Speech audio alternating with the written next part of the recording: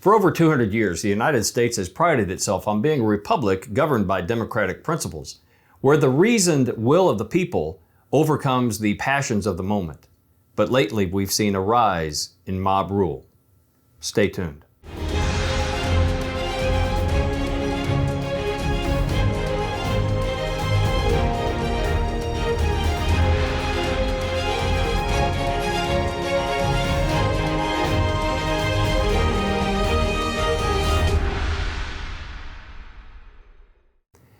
You know, in the last several months, there have been a number of instances where urban settings and places all around the nation have erupted in unrest, in rioting, and too often a mob seems to be gathered and trying to inflict its will upon innocent citizens and the government itself. And this is a great peril for our society. We know that in the past, lynch mobs have actually tried to exact justice that was not justice. As a matter of fact, famous movies have been made. You can think of To Kill a Mockingbird, where Atticus Finch, the great actor Gregory Peck, stood in the way of a mob that wanted to lynch a man who truly was innocent. And yet today we have mobs that are trying to inflict their will upon not just the government, not just society at large, but on individual citizens. And yet Scripture has a dramatic example of a time when a mob had its will imposed to great harm for all of eternity. You know, in the story of the Gospels, it tells that Jesus Christ was accused by the religious leaders of his day. He was handed over to Pilate to be executed. But Pilate found no guilt in him. He was innocent of all the charges. Pilate actually sent him to King Herod, looking for a political escape from the predicament he found himself in. Herod as well found Jesus innocent of the charges leveled against him. And so Pilate came before the gathered crowds in Jerusalem and said, "I find no wrongdoing in this man. He is innocent."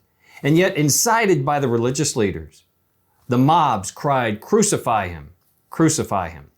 And in all the gospel accounts, it says that Pilate gave in to their demands. He was so weak-willed as a leader that he acquiesced and turned Jesus over to be crucified.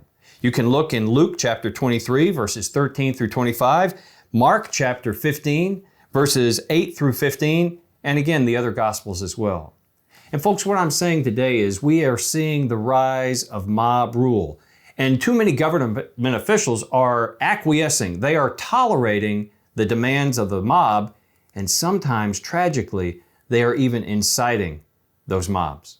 What is a Christian to do? Well, first and foremost, Christians must never give in to the evil of a lynch mob mentality or to a mob that is demanding us to give in or to tolerate behavior that should never be tolerated. We must adhere to Christian principles and try to speak truth into our society. Now, it is very hard to argue with a mob. I know this personally because even in the legislature where I served in Kentucky, too many times I found myself trying to argue with groups of people who were not rationally engaged in a debate. They were just making demands, again, giving in to a mob. And so I learned that I would not even try to have intellectual debate with them. But when you have friends, family members, neighbors who are willing to dialogue with you one-on-one, that is when you can make the case for Christ, as Lee Strobel wrote, and you can tell them why you believe what you believe. And we as a society, we as Christians, must return to a sense of normalcy, a sense of rationality, because right now the mob has given itself over to evil that will only wreak havoc in our society and in all of our institutions.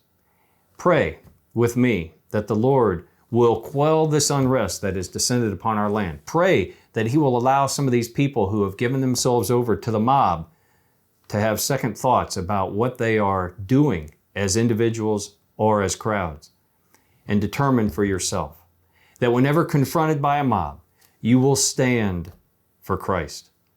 We here at Lamb Lion Ministries have prayed ongoingly for peace to reign in our cities, in our society, and we're praying for you, even as you watch this prophetic perspective today, that you will keep your eyes on Jesus Christ, the author of our salvation, the perfecter of our faith, and again, our Prince of Peace. Godspeed.